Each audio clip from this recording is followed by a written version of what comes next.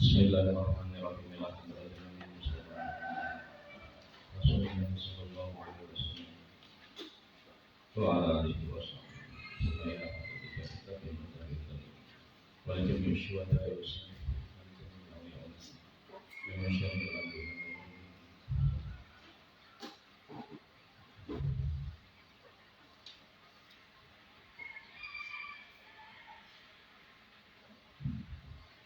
Al-Fatihah.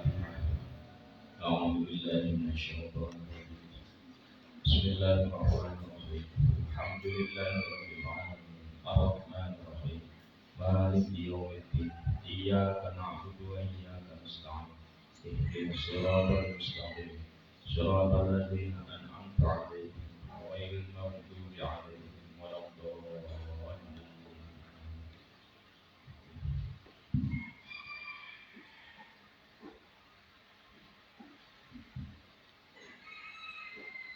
Qala ta'ala fi kitabihil karim. A'udzu billahi minasyaitonir rajim. Fawaswasa ilaihi syaitan qala ya Adam qala hal adullukum. Fawaswasa ilaihi syaitan qala ya Adam hal adullu ala syajaratil khuldi wa mulkin la yabla. Fawaswasa monggo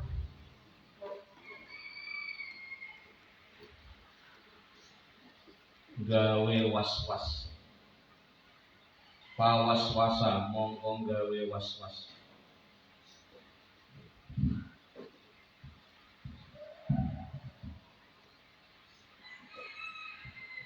Nek manane Jawa ngeribu.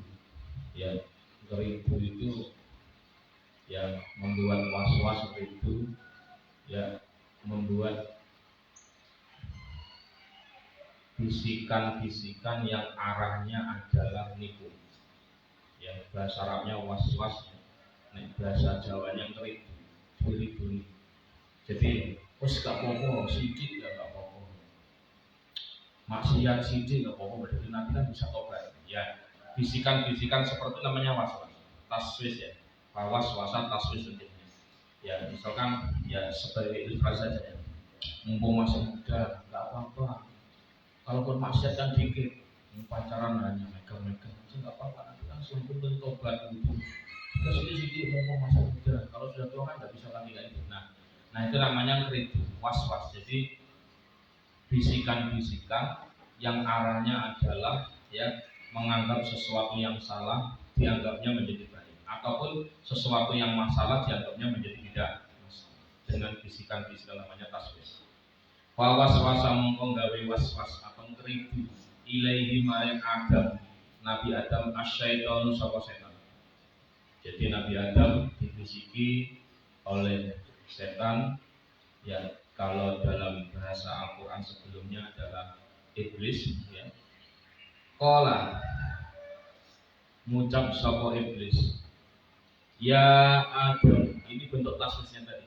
Ya Adam, he Adam, hal ana to adul bakal nuduhake sapa ingsun, apakah kamu mau saya tunjukkan hal ana to adul nuduhaken sapa ingsun ka ing sira ala syajaratil khuldi ing atase tanduran khuldi, tanaman keabadian. Ingat ya, bukan buah lah ya, tapi apa? Tanaman. Ai allati yakhludu, ai tegese artine yakhludu bakal langgeng, bakal kekal. Man sapa wong ya ulu kang mangan sapa wong min hasaken saja. Ada ya, tak kasih tahu. Ada tanaman khuldi yang siapa saja yang memakan tanaman itu dia akan kekal, akan langgeng. Wa mulkin lan duweni kerajaan, memiliki kekuasaan sehingga sana. La yabla kang ora rusak. La yabla kang ora rusak. ay layafna tegese ora layab lakang ora rusak apa mulki layafna tegese ora rusak apa mulki wa huwa utawi mulki lazimul khuldi iku barang kang netepi langgeng lazimul khuldi iku barang kang netepi langgeng. Jadi yang namanya al-mulki ya mulkin ya itu adalah sesuatu keadaan begitu ya status jabatan yang langgeng yang kekal yang abadi padahal jelas ya selain Allah itu pasti enggak langgeng. Nah ini kan jelas tipuan enggak apa-apa Allah itu maha pengampun jadi kalau kamu maksiat dikit aja enggak apa-apa misalkan dikit wae kok enggak apa-apa makan haram dikit enggak apa-apa pandangan haram enggak apa-apa dikit nanti kan bisa tobat Allah kan maha pengampun, nah, termasuk taswis setan ya begitu. Bisa dari dalam diri kita sendiri, bisa melalui orang lain. Kalau dari diri dalam sendiri, berarti bisa jadi dari nafsu kita, bisa jadi dari bisikan setan. Nah, ucapan-ucapan seperti ini loh, itu yang dinamakan taswis. Kalau bahasa Jawa ini ngeridu itu tadi. Membisikkan kalimat-kalimat yang menyesatkan, tapi dengan cara yang halus, dengan nalar-nalar yang tidak sesuai dengan kebenaran. Sidik nggak apa-apa, dikit aja nggak apa-apa. Nggak apa-apa kerjakan saja, nanti kan bisa minta ampun sama Allah. Nanti kan bisa maaf, bisa minta istighfar kepada Allah. Nah, itu termasuk bentuk-bentuk taswis seperti itu. Jadi kalau konteksnya Nabi Adam dengan iblis laknatullah ya seperti tadi. Dari Adam tak kasih tahu ada tanaman keabadian. Kalau kamu siapa saja yang memakan ini nanti akan langgeng. Dan dia punya kekuasaan yang tidak akan sirna. Nah, itu kan jelas bahwa al-syajaratul khuldi ini adalah sesuatu yang dibuat oleh Allah untuk tidak boleh dimakan. Gitu.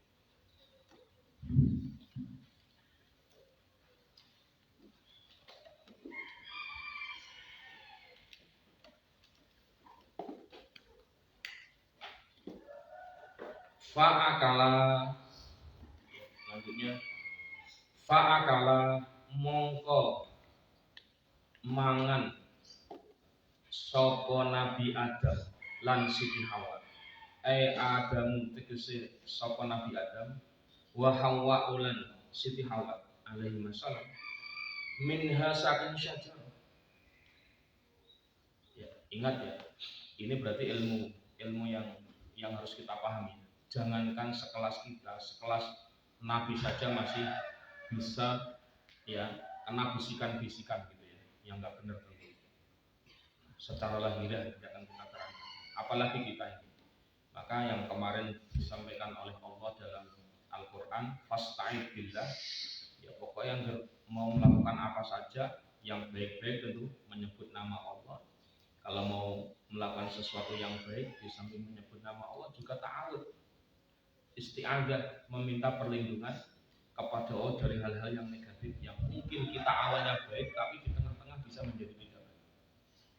Ya. Fabadat sarehne karena keduanya berhasil ditipu oleh iblis sehingga memakan syajaratul khuldi tanaman khuldi itu. Fabadat mongko katon terlihat lahuma kedua Nabi Adam dan Hawa alaihi wasallam sawatuhuma apa sawatuhuma apa aurate Nabi Adam dan Siti Hawa aurat bisa jalan kemaluan kalau bahasa Jawa kita aidoharo tegese katon likulin kedua saben-saben suci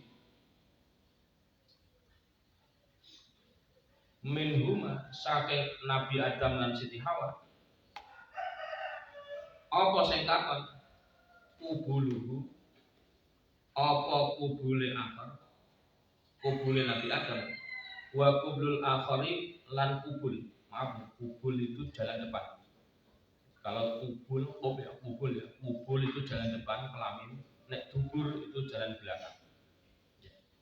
Wa kubul akhirin lan kubul jalan depan lamit kang liya. Jadi yang pertama berarti kubulnya Nabi Adam alaihissalam dan kubulnya Siti Hawa alaihissalam. Wa duburuhu lan dubure al-akhir. Jadi wa sumiya lan den arani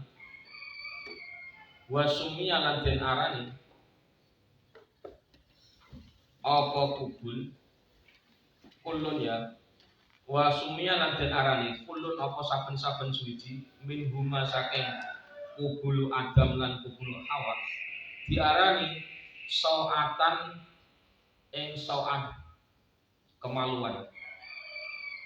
Sauah ya kemaluan perkara kang gawe isin. Jadi mohon maaf ya, kubul jalan depan, dubur jalan belakang. Dalam bahasa Arab itu dinamakan sau'ah. Sau'ah itu bahasa Indonesia adalah kejelekan atau kemaluan. Kenapa dinamakan sau'ah? Li'anna inkisyafahu karena kebukae kulun, karena terbukanya atau terlihatnya tadi kubul atau dubur yasu'u iku dadi elek apa ingkisyaf sahibahu ing wong kang duweni kulun. Jadi kenapa kubul dan dubur itu dinamakan sau'ah, dinamakan kejelekan atau kemaluan? Iya, karena keduanya kalau terbuka atau dibuka atau terlihat itu yang memiliki kubul dan dubur itu kelihatan jelek. Maka ini kan nggak masuk akal kan? Buka aurat kok sampai seperti itu kok dikatakan tren, dikatakan bagus, ini kan nawarin nanti. Maka punten ya mbak Kangkang nanti dalam tarbiyatul aulad, dalam pendidikan anak-anak ini nanti diharapkan mbak santri, Kangkang santri ini yang punya basic pesantren, saya mohon untuk bersama-sama belajar. Nanti kalau punya anak, pastikan ya budaya malu ditanamkan sejak dini. Jadi jangan dibiasakan anak laki-laki atau cewek itu kewar-kewar. Mohon maaf ya, auratnya terbuka. Biasakan budaya malu, isin. Kalau ya, kenapa? Ini adalah sesuatu yang sangat Qur'ani, sesuatu yang sesuai dengan nilai Al-Quran. Jadi pastikan mereka sejak kecil mempunyai rasa malu ketika dubur atau kemaluan depan dan dubur kemaluan belakang itu terlihat. Karena memang itu sesungguhnya. Dan kalau tidak dibiasakan sejak kecil itu bahaya. Jangan dibiasakan kewar-kewar, gundal-gandul dan seterusnya di depan orang banyak. Pastikan budaya malu. Karena ini adalah memang yang dinas dalam Al-Quran dinamakan sau'at kejelekan atau kemaluan. Wa taufiqo lan nandang berbuat sopo Nabi Adam lan Siti Hawa yakhsifani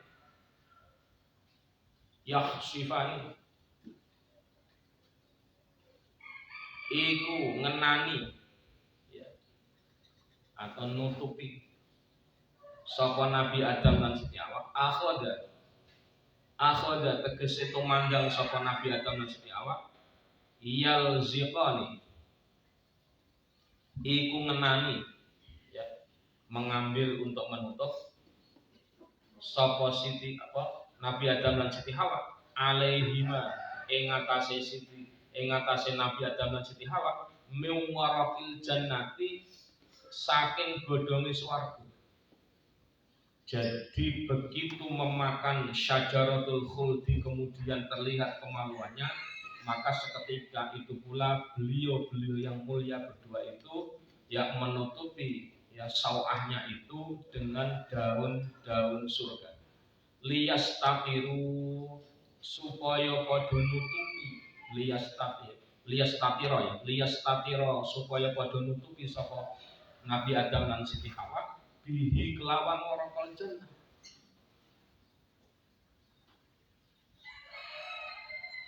Wa aso lan maksiat dohir. Kasih catatan ya. Wa aso lan maksiat dohir adamu sapa Nabi Adam. Jangan sampai dimaknai maksiat hakiki.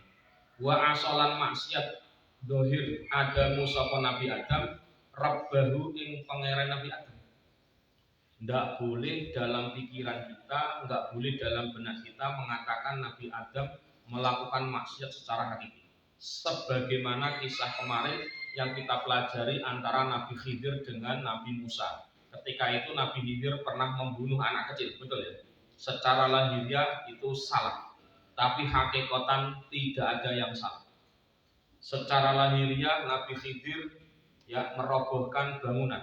Secara lahiriah Nabi Khidir melakukan maksiat, tapi secara hakikat tidak salah.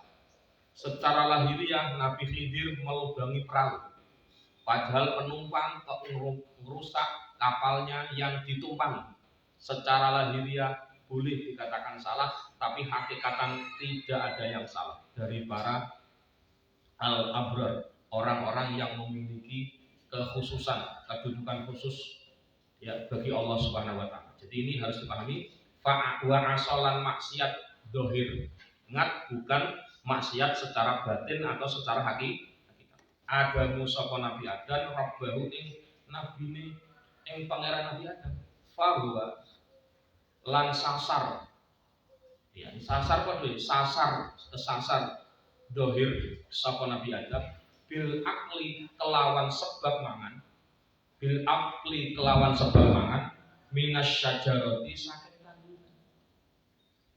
Konon kita nanti akan ketemu. Jadi sekali lagi awal mula yang harus kita tanamkan adalah jangan sampai ketika kita membahas tentang persoalan mbah kita ini, leluhur kita ini yang luar biasa, yakni Nabiullah Adam alaihissalam dan Siti Hawa alaihissalam, jangan sampai yang ada dalam benak kita adalah menjelekkan atau menilai maksiat, menilai salah. Karena itu pengaruhnya adalah tentu akidah kita akan rusak dan bahaya juga untuk ke depan keturunan kita nanti. Maka ini yang selalu dipesankan sama guru-guru kita ketika ngaji tentang Nabi Adam dan Siti Hawa yang tadi kita ulas dalam Tafsir Ibnu Katsir 6 kali Allah mengulang kisah ini.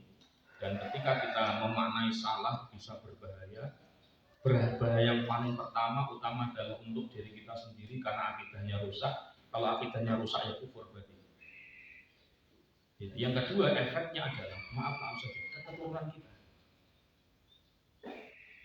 Jadi jangan sampai nanti kita ya memberikan efek kepada keturunan kita sebab kita melakukan kesalahan dalam menilai leluhur kita, sehingga keturunan kita menjadi tidak benar. Naudzubillah. Karena menilai yang salah efeknya kepada keturunan kita. Ya tentu kita sendiri yang bisa salah, yang pertama yang bisa salah kita.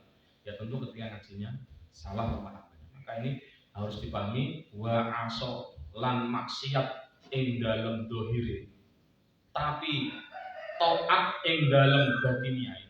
Gitu loh. Jadi secara lahiriah salah, tetapi secara hakikat adalah benar.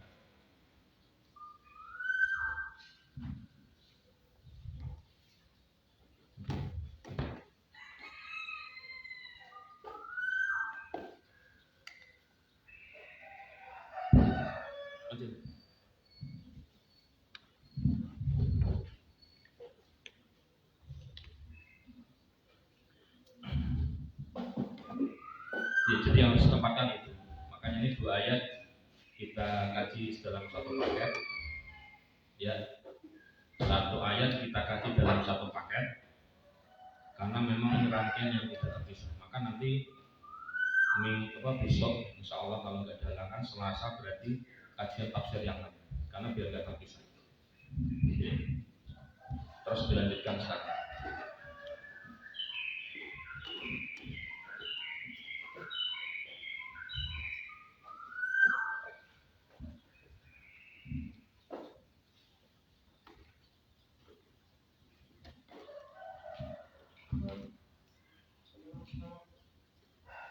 Surat Toha ayat 120, 121 tafsir Jalalain.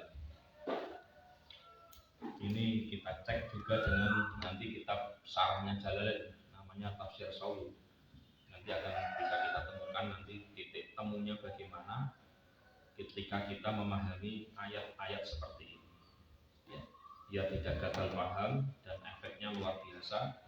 Tentu efek negatif ya, kalau gagal paham maknanya negatif dan naudzubillah min dzalik, efeknya sampai ke keturunan kita.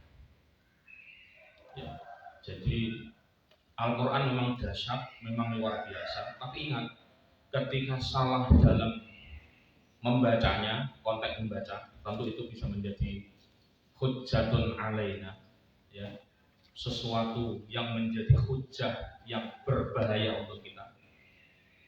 Ya itu, sebagaimana Al-Quran itu luar biasa pemahamannya kalau pemahamannya benar. Tapi sebaliknya, pemahaman yang salah juga akan berdampak pada pemahaman yang sangat berbahaya.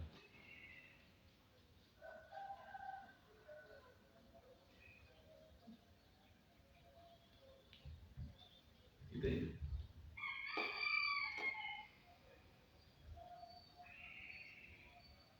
Surat Toha 120 ya, tafsir jalannya. Kemudian setan, jadi Allah menyebutnya awal iblis ya, sekarang setan. Jadi memang sama.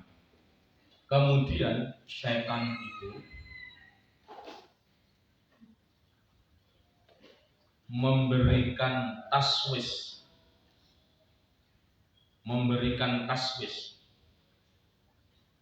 ya, dalam kurung rayuan yang sifatnya menipu. Rayuan yang sifatnya menipu, tutup kurung, kepada Nabi Adam. Nek maknane Jawa keridu.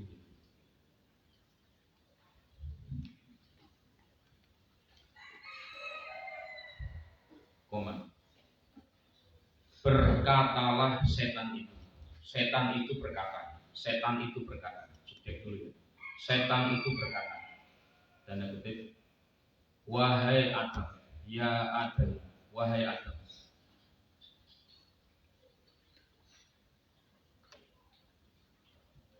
Apakah engkau mau? Apakah engkau mau saya tunjukkan untukmu? Apakah engkau mau saya tunjukkan padamu atau saya tunjukkan untukmu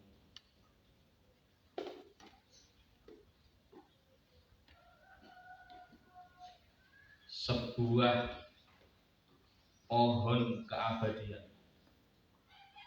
Jangan ngomong buah ya, tapi tanaman atau pohon keabadian. Boleh pohon, boleh tanaman.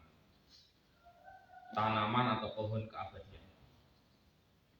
Yakni siapa saja yang memakan tanaman atau pohon ini akan menjadi langgeng.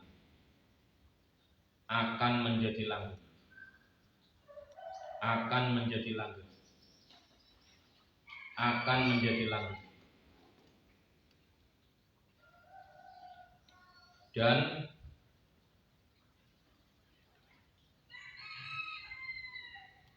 akan memiliki kerajaan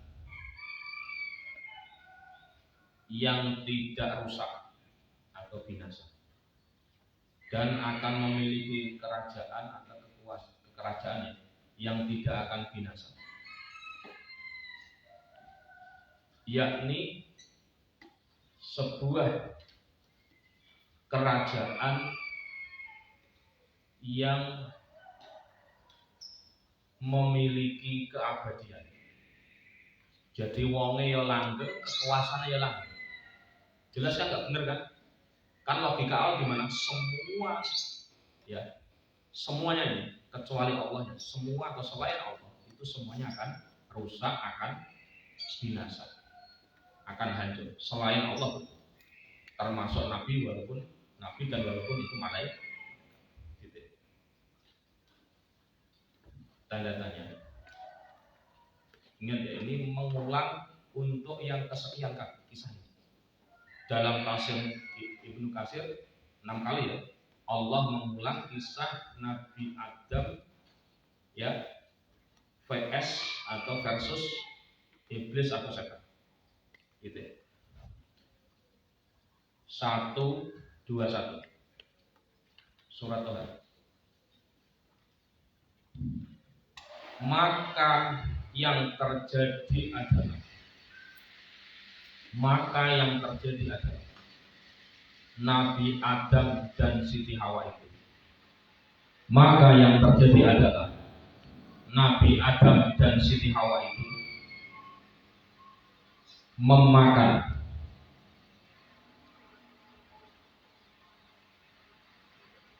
pohon khuldi tersebut. Dan kemudian nampaklah bagi keduanya. Dan kemudian nampaklah bagi keduanya. Dan kemudian nampaklah bagi keduanya. Dan kemudian nampaklah bagi keduanya.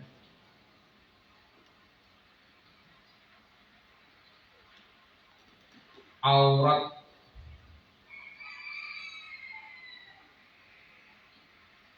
yakni nampak ubul dan dubur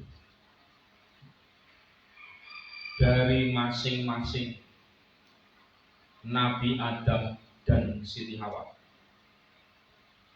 Dari masing-masing Nabi Adam dan Siti Hawa alaihi salam. Titik.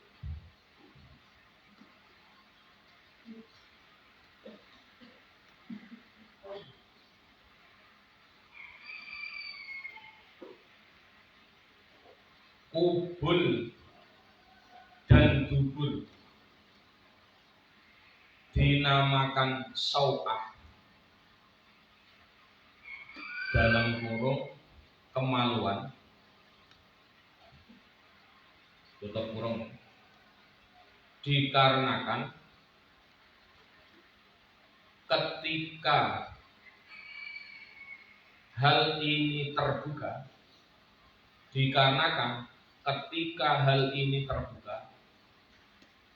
maka orangnya terlihat jelek atau memalukan.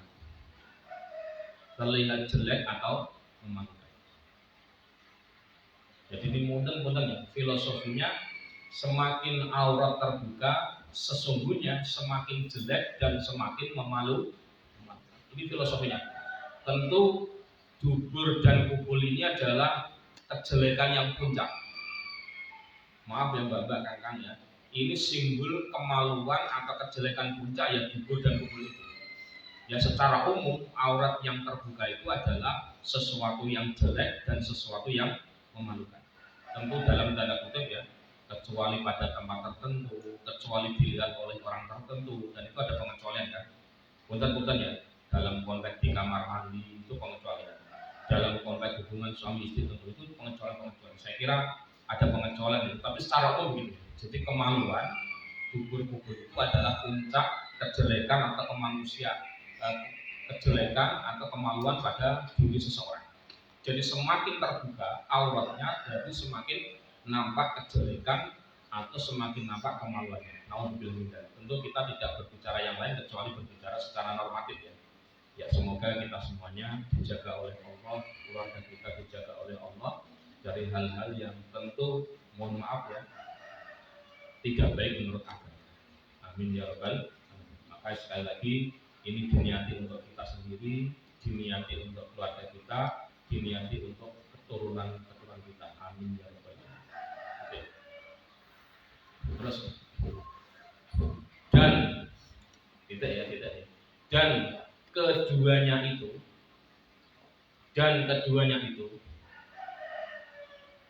mulailah mengambil daun yang ada di surga, daun tanaman ya, daun tanaman yang di surga,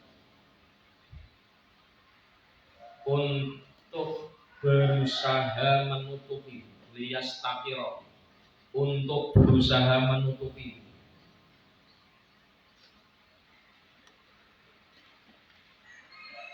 ya, kemaluannya itu, atau aurat atau sau'ah tadi ya, kemaluannya itu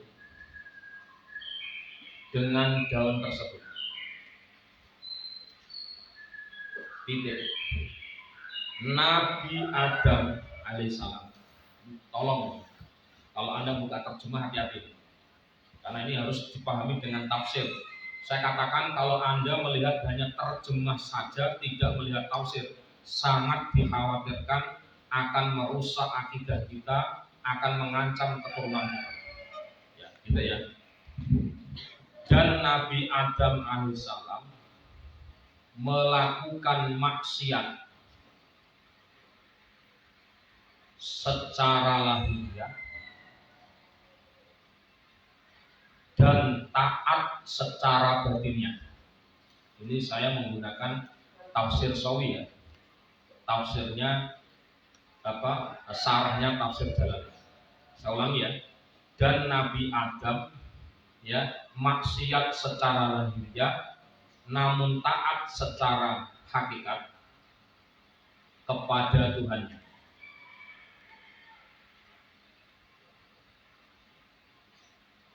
Dan kemudian Nabi Adam pun terlihat tersesat secara lahiriah. Dan kemudian Nabi Adam AS terlihat sesat secara lahiriah, ya, bukan secara hakikat. Tutup kurung ya, terlihat sesat ya, secara lahiriah, pada buka kurung, bukan secara hakikat, tutup kurung, dengan sebab memakan pohon khuldi tersebut, dengan sebab memakan buah khuldi tersebut. Ya. Ini sudah saya blendedkan tafsir Jalalain dan sarahnya tafsir Jalalain yaitu tafsir Sawi ya jilid 1 halaman 122. Ini yang awal surat Al-Baqarah. Ini diulang lagi pengulangan. Gitu ya. Nah, tambahan keterangan ini masih tafsir Jalalain dan sarahnya Jalalain yaitu tafsir Sawi. Dalam hal ini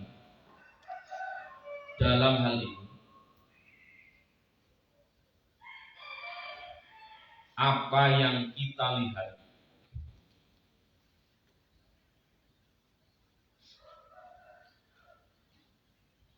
tentang kisah Nabi Adam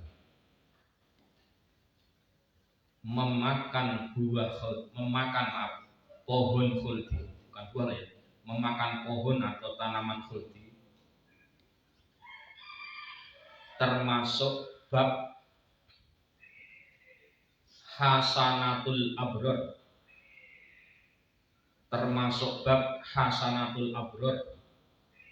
min sayyiatil muqarrabin.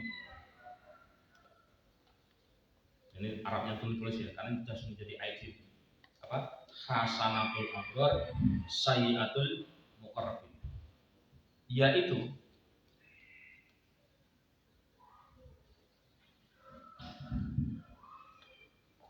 kebaikan yang dilakukan oleh orang-orang baik dan pilihan Allah.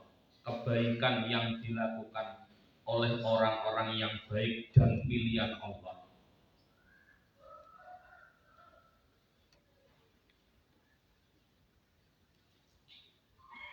bisa dipandang kejelekan oleh orang-orang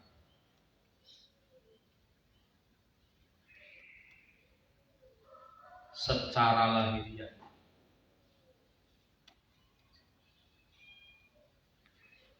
dari kalangan orang-orang yang berusaha dekat kepada Allah, berusaha dekat kepada Allah. Tutup kurung ya. Sehingga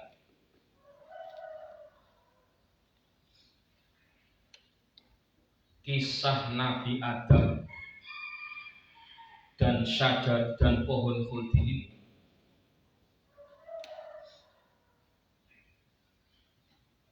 kemaksiatannya hanya secara lahiriah. Kemaksiatannya tadi kan fa'asor Adam Rabbahu ya. Kemaksiatannya hanya secara lahiriah. Namun secara batiniah atau hakikat adalah bentuk ketaatan kepada Allah. Adalah bentuk ketaatan kepada Allah. Sebab Nabi Adam alaihissalam itu kenapa kok dikatakan taat? Bukan maksiat kan? Kenapa dikatakan taat Nabi Adam? Karena Nabi Adam itu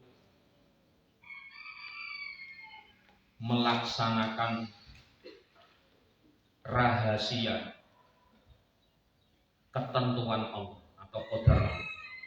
Melaksanakan rahasia ketentuan Allah, yakni ketentuan Allah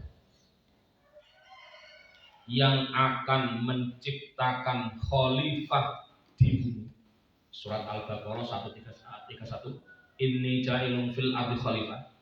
Melaksanakan rahasia ketentuan Allah yang akan membuat khalifah, pemimpin di muka bumi, sekaligus yang penting akan menciptakan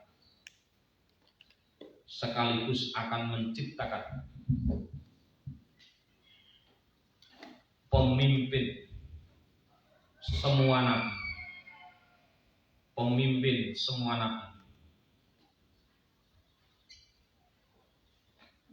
dan penyebab Allah menciptakan dunia seisinya, dan penyebab Allah menciptakan dunia serta isinya, yakni Nabi Muhammad sallallahu alaihi wasallam.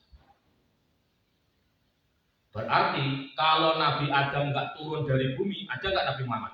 Nggak ada. Ya tidak ya. Karena Allah punya skenario inni ja'ilun fil ardi khalifah dalam surat Al-Baqarah 31. Ini kan sudah skenario Allah, sudah rencana Allah bahwa Allah akan membuat pemimpin di muka bumi. Padahal kalau Nabi Adam nggak turun ke bumi, apakah ada pemimpin di dunia ini? Kan tidak ada. Maka secara lahiriah boleh dikatakan salah, tapi secara hakikat bukannya salah, tapi adalah sebuah ketaatan. Karena Nabi Adam melaksanakan rahasia ketentuan Allah yang akan membuat khalifah di muka bumi. Dan khalifah di muka bumi ini ternyata tidak lain yang paling pokok adalah Sayyiduna Muhammad sallallahu alaihi wasallam. Dalam hadis lain itu disebutkan laulaka ma khalaqtul al-aflaq. Jikalau tanpa engkau Muhammad, karena engkau Muhammad, sungguh saya tidak akan menciptakan dunia, langit dan semua isi. Laulaka ma khalaqtul al-aflaq. Itu kata Allah dalam hadis qudsi. Sehingga Nabi Muhammad itu adalah penyebab Allah mau menciptakan bumi dan seluruh yang ada. Maka kalau kita amat kita ya lanjut ya. Sehingga kisah Nabi Adam ini dalam konteks memakan syajaratul khuldi, sehingga kisah Nabi Adam ini sama dengan kisah Nabi Khidir,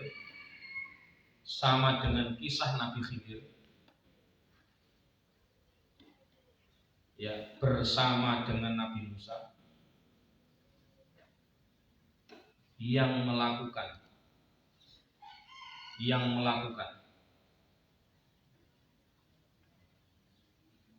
hal-hal yang terlihat salah, yang terlihat melakukan hal-hal yang salah, seperti membunuh anak kecil, sudah lewat kan kemarin, terus melubangi kapal, tidak usah diterangkan lagi, Mbak Kemarin sudah selesai, dan apa, merobohkan tembok dengan tujuan yang benar menurut Allah. Ini hakikat. Kenapa? Kebenarannya bukan menurut Nabi Khidir. Kalau menurut Nabi Khidir bisa subjektif, tapi kebenaran menurut Allah Subhanahu wa Ta'ala. Maka tadi ya, rumah besar itu grand teorinya, kalau kita belajar riset, grand teorinya adalah mimbabi hasanatil abrar sayyiatul muqarrabin. Sesuatu yang baik yang dilakukan oleh al-abrar, orang-orang baik, orang-orang pilihan Allah, itu bisa dipandang jelek, bisa dipandang sesuatu yang negatif atau maksiat menurut pandangan orang-orang yang ingin dekat kepada Allah. Jadi kelasnya junior lah. Kenapa? Kita masih terpaku dengan kebenaran lahir. Berarti kalau kita, ini kontribusi untuk kita adalah, kalau kita hanya mampu melihat yang lahiriah saja, belum mampu dibalik yang lahiriah, berarti kita masih, maaf, ecek-ecek. Karena kita masih melakukan kebenaran berdasarkan kebenaran empirisme, kebenaran yang berdasarkan ini. Maka saya ingat dengan statementnya Kang Ayub ya, dengan beberapa kesempatan, beliau mengatakan seorang muslim itu harus mampu melihat sesuatu di balik yang terlihat. Itu maknanya gitu. Seorang mukmin itu, seorang muslim itu harus mampu melihat di balik sesuatu yang terlihat. Atau boleh saya terjemahkan, saya balik, jangan seorang muslim itu jangan hanya mampu melihat yang terlihat saja, harus mampu melihat apa yang di luar yang terlihat, termasuk motivasi, atau termasuk niat, termasuk knowledge-nya, kan harus diketahui, karena itu nggak terlihat itu, ya kan? Motivasi, knowledge, pengetahuan, niat dan seterusnya. Ya maka tentu tidak terburu-buru untuk menyalahkan. Itu dalam tanda kutip ya. Ya tentu ini perspektif yang sudah kita bahas kemarin dalam kajian tasawuf itu cenderung seperti itu. Tapi secara fikih, secara syariat, punten ya, nek mungkar ya harus segera diselesaikan. Enggak sholat, ya disalahkan. Saya jangan dengar itu. Sebabnya apa enggak sholat dia? Ya nggak bisa. Kalau dia nggak sholat tetap salah. Kalau pakai ya, tapi kalau salah nanti dulu dilihat dulu kenapa. Kenapa kamu nggak sholat? Ya saya tuh mau males sholat. Saya sholat nggak sholat tetap angger baik. Sulit cari kerjaan, alhamdulillah mindalik. Ya tanya dulu, cara fakih, kalau kamu anti sholat karena malas itu dosanya besar, tapi tidak sebesar kamu sholat tapi karena antipati, itu dosanya lebih kecil. Termasuk kabair, termasuk yang mengeluarkan iman itu adalah anti, tidak mau sholat karena anti. Misalkan begitu. Nah ini adalah pengetahuan kita di luar yang kita lihat. Maka orang tidak sholat itu tetap salah. Tapi motif tidak sholat itu bisa beraneka ragam dan akibatnya hukumnya juga bisa beraneka ragam. Nah ini pentingnya. Sekali lagi ya mohon maaf selama ini kalau kita ngaji Nabi Adam dari Siti Hawa barangkali kita hanya mengakses terjemahnya saja, hati-hati. Dan itu adalah salah karena dikoreksi oleh Imam Syafi'i dan beberapa imam lain di sini. Mohon maaf ya, Anda istighfar kepada Allah, minta ampun kepada Allah bahwa selama ini saya salah, maaf dalam memahami fenomena kisah Nabi Adam. Dan ini bisa menjadi alat untuk kita tambah naik derajatnya untuk lebih dekat kepada Allah, untuk lebih baik menurut pandangan Allah, tapi bisa menjadi batu sandungan justru malah kontraproduktif. Yaitu apa? Kelihatannya pengen naik tapi malah jatuh. Kenapa? Gagal paham, gagal dalam memahami ayat ini. Maka disinilah kontribusi real dari tafsir-tafsir agar kita tidak terjebak pada pemahaman yang salah sehingga boro-boro imannya tambah kufur ya iya. Kenapa? Menghukumi Nabi sebagai orang yang melakukan maksiat atau melakukan kesalahan yang sebenarnya. Itu yang terjadi. Maka sekali lagi ini menjadi penting. Sekali lagi, jangan pernah sekali-kali dalam benak kita menghukumi salah secara hakikat apa yang dilakukan oleh Nabiullah, leluhur kita, Nabi Adam alaihissalam, dan ibu kita, leluhur kita, Siti Hawa alaihissalam. Marilah kita tempatkan beliau sebagai makhluk Allah, pilihan Allah, al-abrar, gitu ya, yang melaksanakan skenario rahasia Allah Subhanahu wa taala yang sejak awal Allah sudah mengatakan bahwa Allah punya rencana besar untuk membuat khalifah, menurunkan khalifah di muka bumi, dan itu sudah menjadi hak otoritatif Allah, hak prerogatif Allah yang tidak bisa diganggu-gugat oleh siapapun. Berarti secara hakikat Nabi Adam melaksanakan ketentuan atau perintah Allah. Ini yang kita lihat. Secara hakiki Nabi Adam tidak maksiat, tapi secara hakiki Nabi Adam adalah orang yang taat. Ini ulasan dalam tafsir Sawi, sarahnya tafsir Jalalain. Ini perlu dicatat. Sehingga maknanya adalah kita selalu bangga menjadi manusia. Kita selalu bangga, senang melihat Nabiullah Adam alaihissalam. Jangan sampai kita gagal pemahaman. Ini gara-gara mbah kita, naudzubillah min dzalik, turun dari surga, sehingga kita jadinya capek cari duit, masak, cari beras harus dimasak dulu, magicom dulu. Jangan sampai kayak itu. Ini larangan besar, dan itu akan membuat kita hidupnya tambah susah. Naudzubillah min dzalik. Karena hakikatnya hidup itu, kalau kita mau merenung, itu adalah hidup, itu adalah hakikatnya adalah kesempatan untuk menambah kebaikan. Amin ya rabbal alamin. Jadi hari ini kita yang masih hidup tidak terkena COVID sehingga nggak meninggal, itu adalah kita diberi kesempatan oleh Allah untuk lebih baik lagi, lebih baik. Teman-teman kita, saudara kita, tetangga kita, saudara kita yang hari ini sakit, entah karena COVID maupun yang lain, kita doakan. Semoga itu satu sisi adalah sebagai pelebur dosa-dosa mereka, karena dosa menerima dosa yang terhapus sebab sakit. Yang kedua, semoga segera diberikan kesembuhan sehingga lebih maksimal lagi dalam taat kepada Allah. Doanya gitu. Jadi kalau kita mendoakan orang sakit sebenarnya dua. Satu, semoga sakitnya sebagai pelebur dosa bagi yang sakit. Yang kedua, sakitnya segera sembuh agar kalau sembuh ibadahnya, taatnya kepada Allah lebih maksimal. Bendang kerja meneh, cari duit lagi, terlalu remeh, terlalu receh. Naudzubillah min. Gitu ya. Ini satu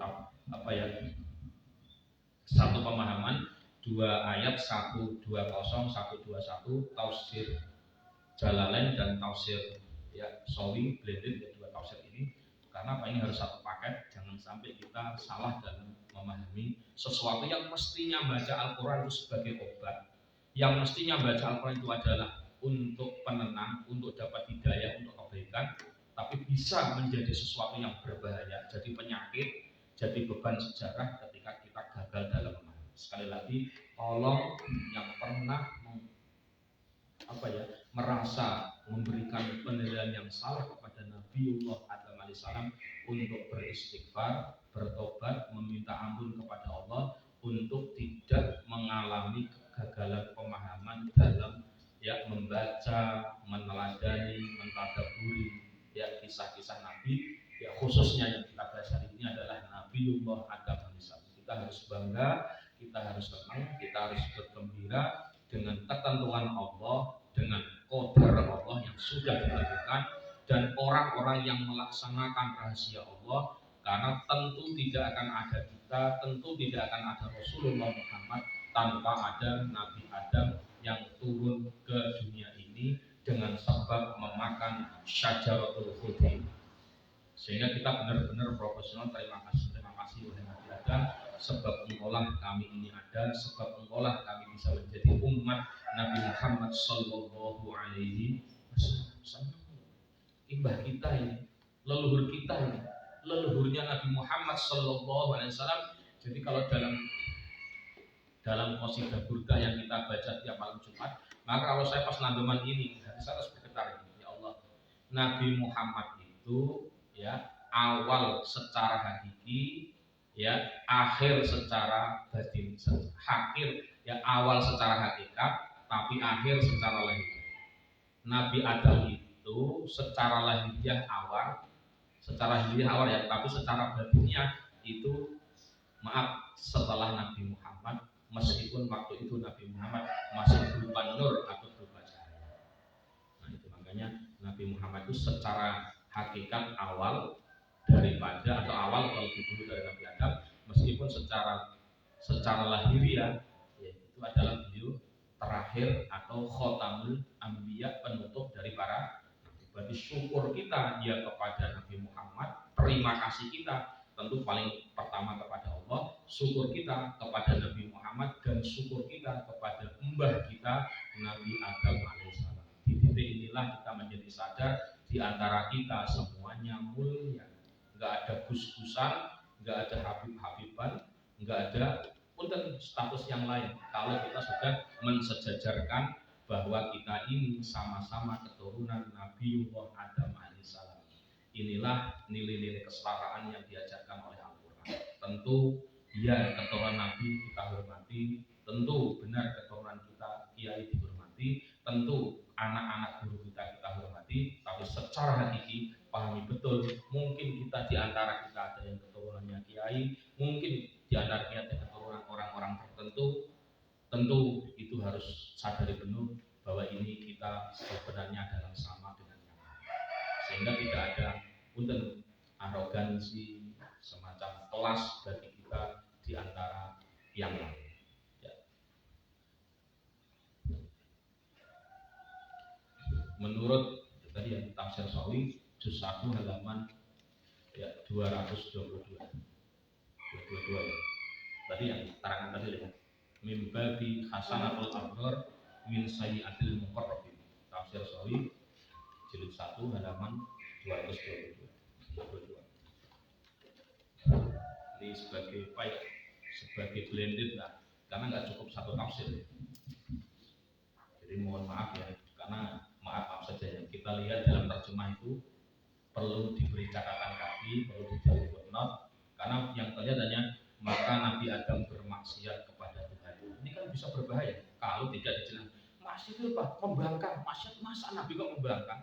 Gak mungkin. Padahal kita diajari dalam kitab Aqidatul Awam, Nabi itu semuanya adalah maksum, terjaga dari melakukan maksiat. Tuh, nggak boleh berbenturan. Maka yang kita pahami adalah Nabi Adam itu bukan maksiat, Nabi Adam adalah taat. Kenapa taat? Melaksanakan skenario atau siru qaddaru, rahasia ketentuan. Ya. Dan itu menurut tafsir Ibnu Katsir.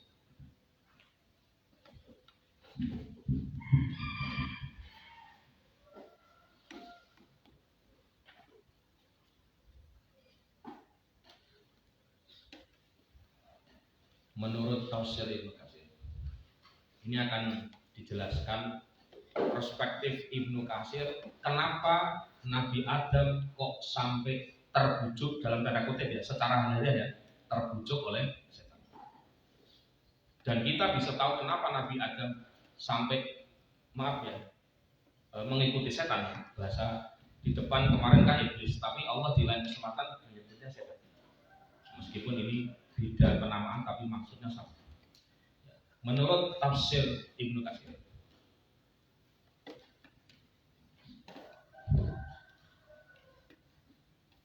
di dalam surat Al-A'raf,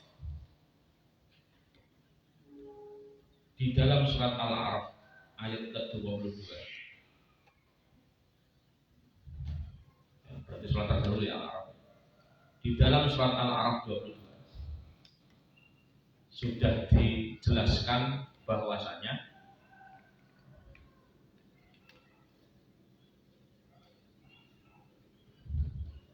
setan itu jelas-jelas menipu si Nabi Adam dan Siti Hawa alaihissalam. Jelas-jelas menipu Nabi Adam dan Siti Hawa alaihissalam. Ini perspektif tafsir Al-A'raf. Dan kemudian di dalam surat Al-A'raf 21 dijelaskan bahwa setan itu membawa nama Allah, wa qasamahuma inni lakuma laminal nasihin. Bahwa setan itu membawa nama Allah dengan bersumpah bahwa setan itu memiliki maksud menasehati kepada Nabi Adam dan Siti Hawa.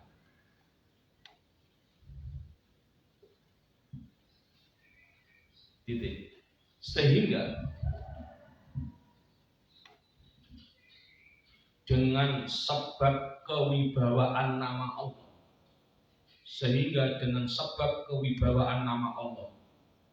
yang disebut oleh setan, Nabi Adam mendengarkan mendengarkan ucapan setan. Iya tak? Mbak, pembimbing skripsi Anda mengatakan ketemu di kampus. Padahal pembimbingnya nggak ngomong. Kira-kira kalau kita lagi butuh sama pembimbing untuk tanda tangan, kalau nggak ada tanda tangan pembimbing, kira-kira kita nggak lulus atau nggak bisa ujian. Kira-kira kita tahu nggak? Pembimbing satu sekarang ada di kampus. Lagi nungguin Mbak, lagi nungguin. Iya tak? Iya.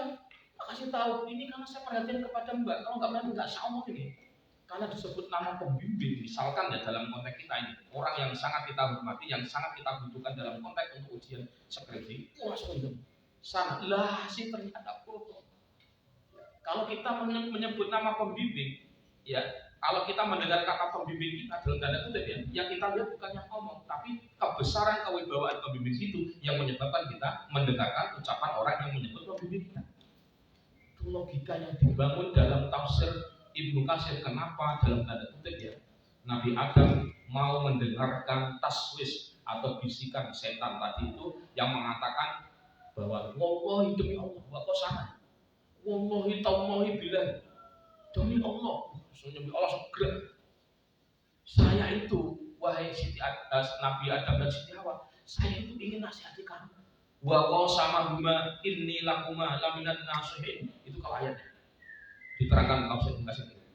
Jadi karena kebesaran nama Allah disebut oleh setan di depan Nabi Adam yang tidak punya daya upaya kalau sudah berurusan dengan Allah, taat yang ada, maka ikut terkecoh dalam tanda kutip, terpengaruh kewibawaan nama Allah yang disebut oleh setan laknatullah. Maka saya ingin memberikan sebuah statement yang sering disampaikan ketika saya seminar di Jogja, adalah ucapan dari Muawiyah ya, ketika perang Siffin di hadapan sahabat Ali radhiyallahu anhu. Ketika dalam keadaan terjebak dalam perang Siffin, perang sesama sahabat, ya, sahabat Muawiyah mengangkat pedang dan di atasnya Al-Quran dengan mengatakan, ya, berhentilah, kita jangan perang karena kita adalah sesama saudara. Padahal itu adalah jelas dalam keadaan terjepit perang, terjepit kalah dalam peperangan.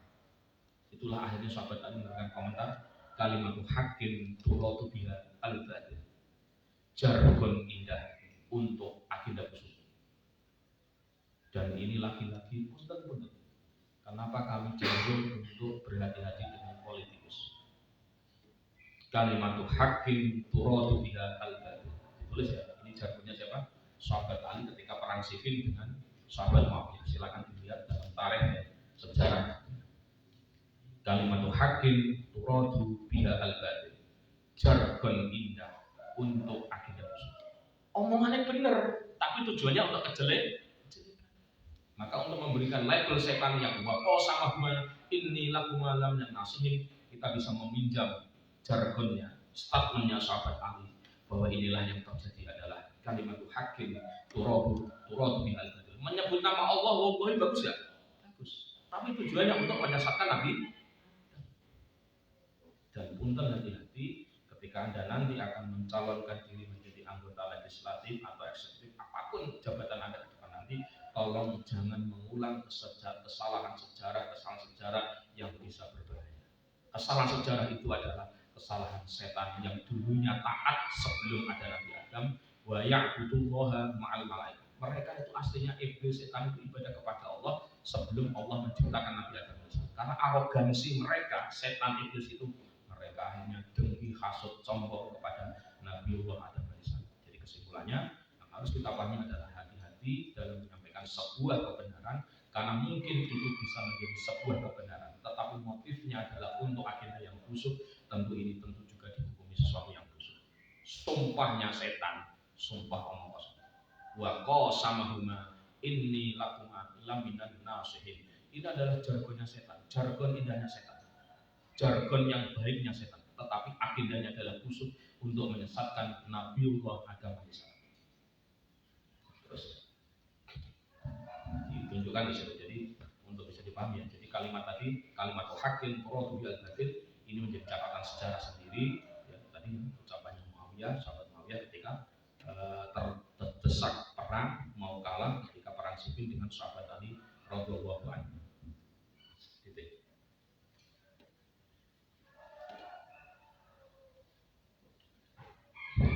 Ini 120 ya, sekarang 120.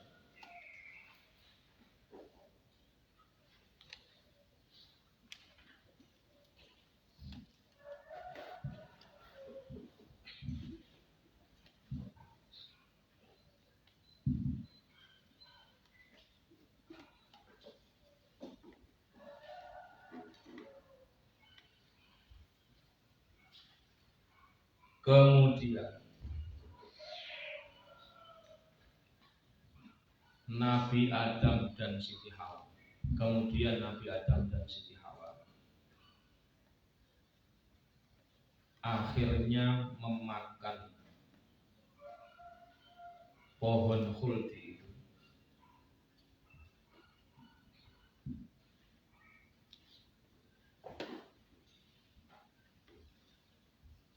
Ya, dengan sebab tertipu secara lahiriah. Wah, di mana lahiriah semua? Tertipu lahiriah, maksiat lahiriah. Tertipu secara lahiriah oleh godaan setan.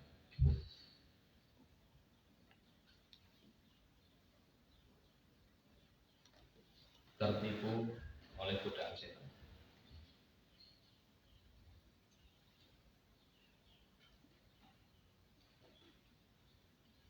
Dan saat itu pula, saat itu pula,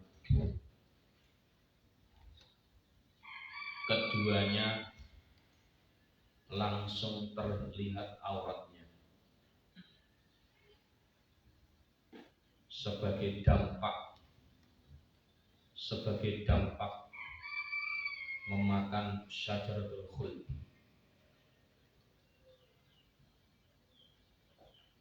Titik.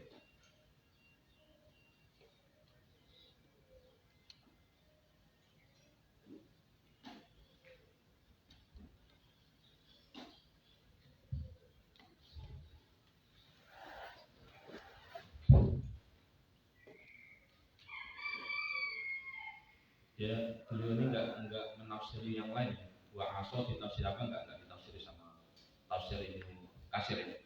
Beliau cenderung hati-hati sehingga enggak menafsiri wa aso ada murabbuhu ayat wa aso ada murabbahu fahuwa. Ini enggak ditafsir oleh beliau.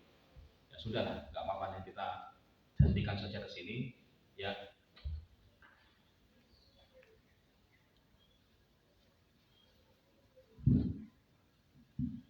Dan kemudian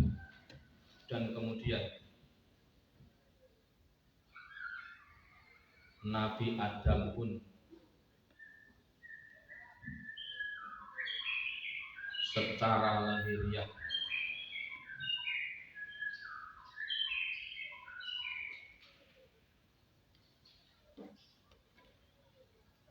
bermaksiat kepada Allah, dan secara lahiriah pula beliau tersesat. Gitu.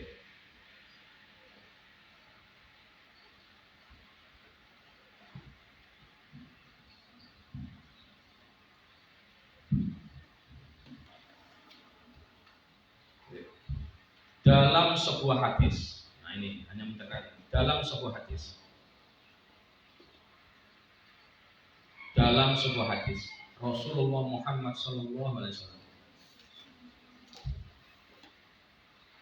suatu ketika diriwayatkan Nabi Musa itu bertemu dengan Nabi Adam. Ini biar ada tulisan orang-orang yang menggugat kita ini, maaf ya, ada istilah kenal dosa warisan ya. Maaf ya, ini punya sendiri. Di sini ini nanti bertemu dengan Nabi Adam alaihissalam. Beliau berkata, beliau Nabi Musa berkata kepada Nabi Adam, Anta alladhi akhrajta an-nasa minal jannati bidambika wa asqaitahu. Masyaallah. Nabi Musa terkenal orangnya galak ya, tegas ya. Tipologinya apa? Galak, tegas ya. Pokoknya begitu. Galak yang saya maksud bukan galak yang negatif ya. Apa adanya lah. Pokoknya cetar-cetar. Pokoknya kalau kita ya omongnya cetar membenar. Beda dengan Nabi Harun kemarin kan tipologinya. Coba omongnya. Engkau Nabi Adam adalah orang yang telah mengeluarkan manusia dari surga. Ini dialog kelas berat, tolong jangan ditiru. Untuk diketahui saja dan diambil ilmu. Engkau adalah orang yang telah mengeluarkan manusia dari surga. Anta alladzi akhrajta an-nasa minal jannah. Engkau adalah orang yang telah mengeluarkan manusia dari surga dengan sebab dosamu. Ini dosa secara lahiriah ya, jangan hakikat. Dengan sebab dosamu. Dan engkau juga yang telah membuat payah manusia. Kemarin payah jelas ya, harus mencari ma'isyah, harus mencari kehidupan untuk mempertahankan hidup ya dengan bercocok tanam, bertani, macam-macam. Tanya. Nabi Adam pun menjawab. Qala Adam. Nabi Adam pun menjawab. Wahai Musa. Ya Musa. Langsung diam Nabi Musa. Wahai Musa, engkau adalah makhluk pilihan Allah. Alladzi istafaka Allah. Engkau adalah makhluk pilihan Allah dengan sebab mendapat risalah, dan sebab mampu berkalam dengan Allah dan sebab mampu berkalam kepada Allah. Awalnya muji, awalnya melihatkan prestasinya Nabi Muhammad. Adakah engkau mencela diriku? Atalumu? Adakah engkau mencela diriku? Yang menjalankan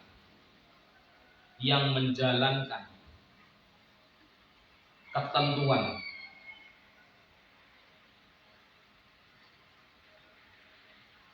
yang sudah ditetapkan oleh Allah, yang menjalankan ketentuan yang sudah ditetapkan oleh Allah kepadaku sebelum Allah menciptakan diriku, qabla ayyakhluqan, sebelum Allah menciptakan kepadaku, sebelum Allah menciptakan. Apa tadi ketentuan Allah sebelum menciptakan Nabi Adam?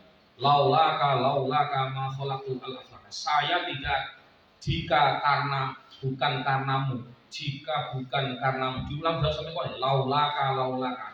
Jika bukan karenamu Nabi Muhammad. Jika bukan karenamu Muhammad. Sampai dua kali. Ma khalaqtu al-aflak. Saya tidak akan menciptakan semuanya ini. Itu ketentuan Allah sebelum Allah menciptakan Nabi. Sekarang ini, apakah kamu berani mencela saya wahai Musa? Yang saya adalah bagian dari skenario Allah melaksanakan ketentuannya itu. Diam kan Nabi Musa? Sebabnya Nabi Musa diam ketika dijawab oleh Nabi Khidir. Gitu.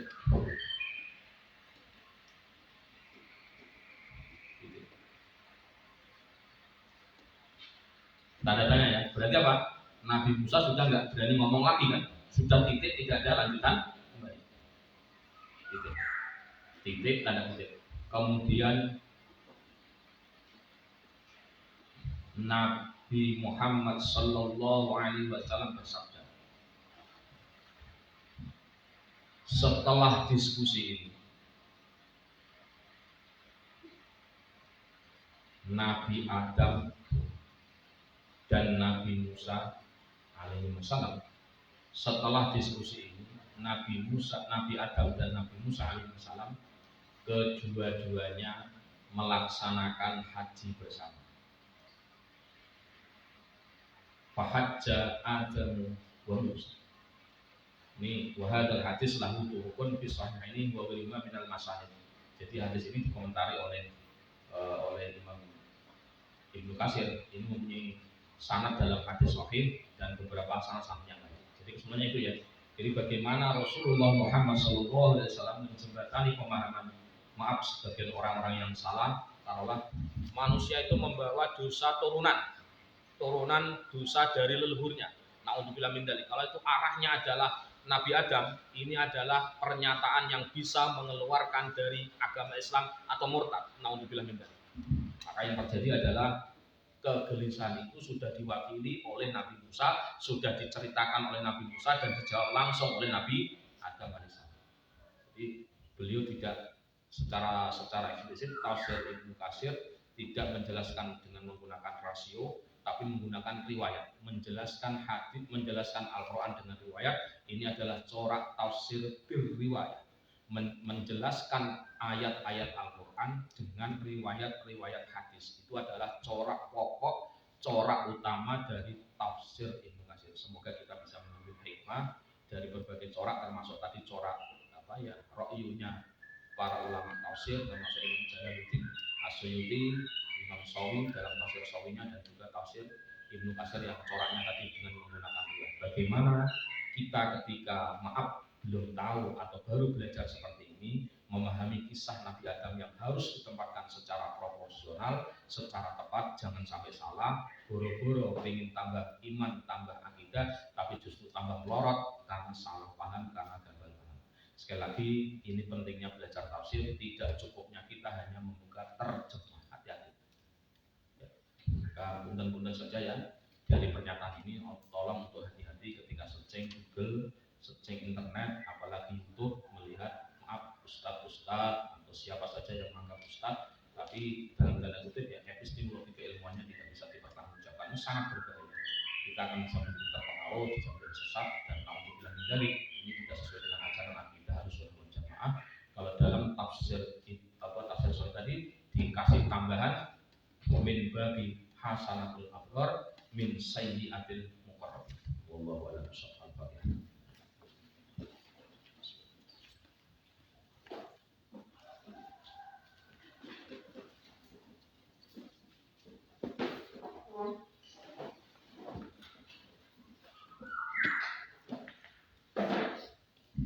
Assalamualaikum.